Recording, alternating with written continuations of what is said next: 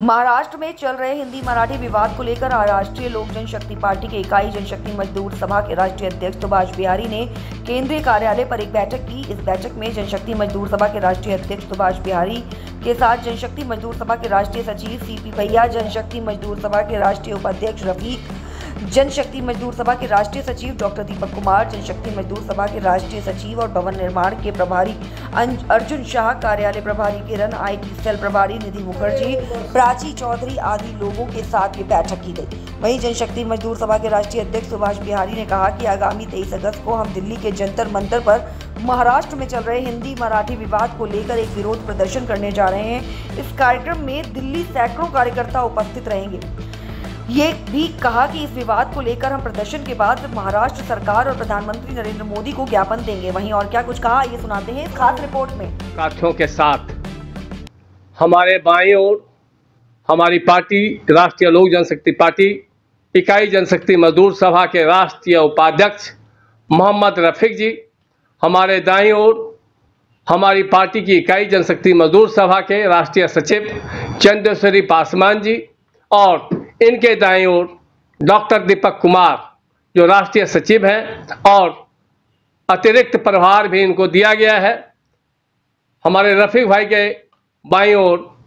अर्जुन शाह जी जो राष्ट्रीय सचिव हैं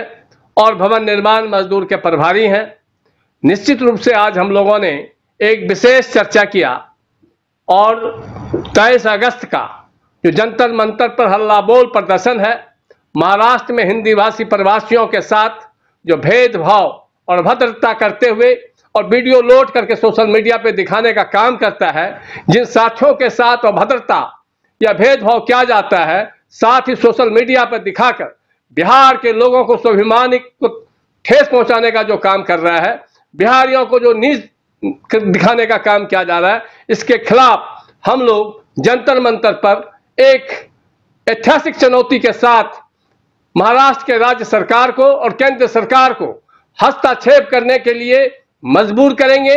साथ ही जंतर मंतर पर एक ऐतिहासिक हल्ला बोल प्रदर्शन का हम लोगों ने आयोजन रखा है। समय 2 बजे दिन से है और स्थान जंतर मंतर नई दिल्ली पे है।